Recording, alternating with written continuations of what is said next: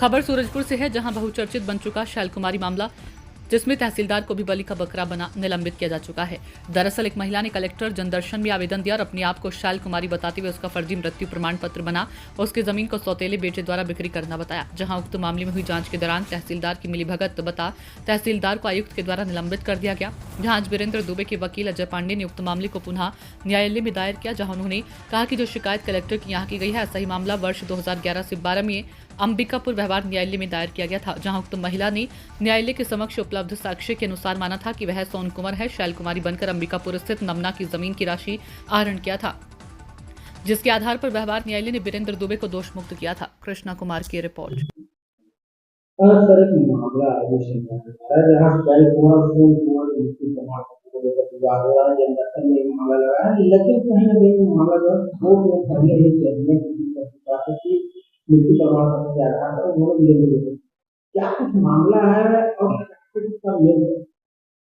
देखिए, ये जो प्रकरण है, कलेक्टर सूरजपुर के समक्ष एक शिकायत हुई है कि जो है शैल पुत्री नाम की एक महिला जो है, जिसका कहना है कि मेरा फर्जी मृत्यु प्रमाण पत्र बना के और जमीन की खरीदी बिक्री की गई है। एक ऐसा ही मामला वर्ष 2011-12 में अंबिकापुर में वीरेंद्र दुबे के खिलाफ हुआ था।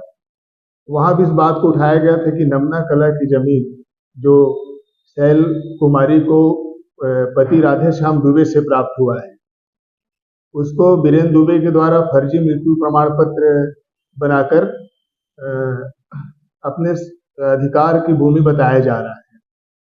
तो वह मामला जो है व्यवहार न्यायाधीश वर्ग अंबिकापुर में चला।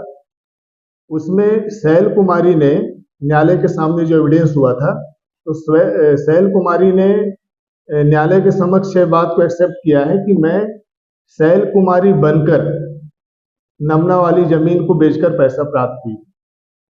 तो न्यायालय के सामने जब सोन कुमारी ने शैल कुमारी बनकर पैसा प्राप्त करने की बात को लेकर जो एविडेंस दिया था, उसके आधार पर वीरेंद्र दुबे को न्यायिक दंडाधिकारी प्रथम श्रेणी अंबिकापुर से उनको दोष मुक्त किया गया। फिर जब उनको संतुष्टि नहीं मिली तो इस मामले को एडीजे अंबिकापुर के समक्ष उन्होंने अपील किया था। आपराधिक प्रकरण का क्रिमिनल अपील हुआ। उस क्रिमिनल अपील में भी एडीजे साहब ने उनको दोष मुक्त किया कि ये इन्होंने ऐसा बयान जो है न्यायालय में दिया था कि मैं शैल कुमारी बनकर पैसा प्राप्त की, और ये मामला वहीं पे समाप्त हो गया। कुछ समय व्यतीत होने पे अभी जो शिकायत हुई है जनदर्शन में, वो फिर यही बात बोल रही है कि मैं शैल कुमारी हूँ, मैं जीवित हूँ, मेरा मृत्यु प्रमाण पत्र बनाकर मेरी जमीन की खरीदी बिक्री की गई। मेरे समक्ष जब ये मामला आया तो मैंने दस्तावेजों का अवलोकन किया।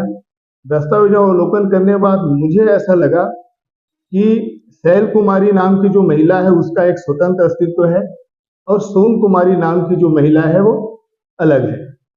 शैल कुमारी की मृत्यु जो है 1967 में हो गया है। उसका मृत्यु प्रमाण पत्र थाने द्वारा विधिवत अनुविभागीय अधिकारी के जांच के बाद जारी किया गया। इस बात में बाकायदे पूरी विवेचना हुई है, क्योंकि राधे श्याम दुबे की 3 पत्नियां थी, रिद्धि देवी, शैल कुमारी और सोन कुमारी। वर्तमान में जो जीवित हैं, जो अपने आप को शैल कुमारी बता रही हैं, वो उनके ही अंबिकापुर में जो प्रकरण चला था उनके द्वारा बताए जाने पर कि मैं शैल कुमारी बनकर पैसा प्राप्त हूँ। तो प्रथम दृष्टया तो ऐसा लगता है कि जो वर्तमान में जो दावा कर रही है वो सोन कुमारी।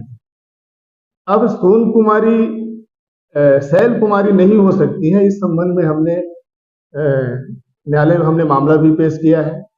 इस बात की घोषणा के लिए भी दावा प्रस्तुत कर दिया है परिवार न्यायालय सूरजपुर में कि जो शैल कुमारी की मृत्यु हो चुकी है, उसका मृत्यु प्रमाण पत्र जो बनाया गया है वो सही है। दूसरा, हमने न्यायालय से अभी इस बात को भी उठाया है कि सोन कुमारी जो है वो अमृत राम मिश्रा की पुत्री है, उनकी फैमिली हिस्ट्री अलग है। इस बात का जो है हमने सिविल दावा प्रस्तुत कर दिया है, क्योंकि सिविल का जो आदेश होता है, जो डिक्री बनती है, वो मान्य होता है। यह मामला न्यायालय में लग चुका है। अब इसमें क्या माना जाए, आखिर कुमारी और उसके बीच में तहसीलदार से बड़ा जो है किसी जमीन के मामले में उनको निलंबित किया जाना, फिर ये जांच कहीं ना कहीं मतलब क्या लगता है? देखिए, मेरा जो अनुभव इस प्रकरण में, मैं इस प्रकरण में पैरवी कर रहा हूँ, तो मुझे तहसीलदार भैया थान का इसमें कोई बहुत ज़्यादा या कुछ भी इन्वॉल्वेशन नहीं है, इसलिए कि तहसीलदार के समक्ष जो भी नामांतरण या बंटवारा का प्रकरण आएगा या रजिस्ट्रियाँ आएंगी, जो अपने हक अधिकार का दावा करेगा वो नामांतरण दर्ज करेंगे।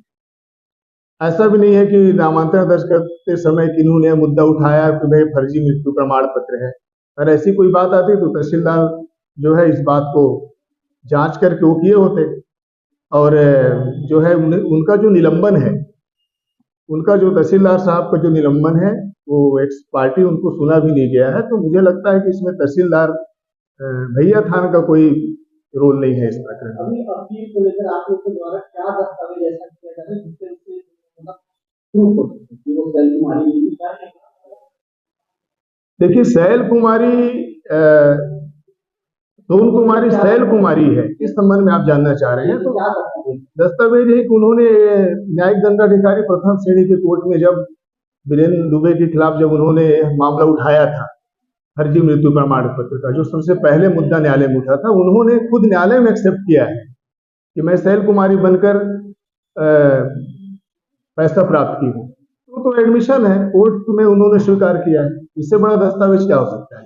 अब क्या मानते हैं आखिर? देखिए, मुझे ऐसा लगता है कि एक बार किसी फर्जी मृत्यु प्रमाण पत्र के बारे में जब न्यायालय का कोई ओपिनियन आ चुका है, कोई जजमेंट आ चुका है, तो दोबारा मुझे नहीं लगता कि इस प्रकरण को फिर से उठाना चाहिए।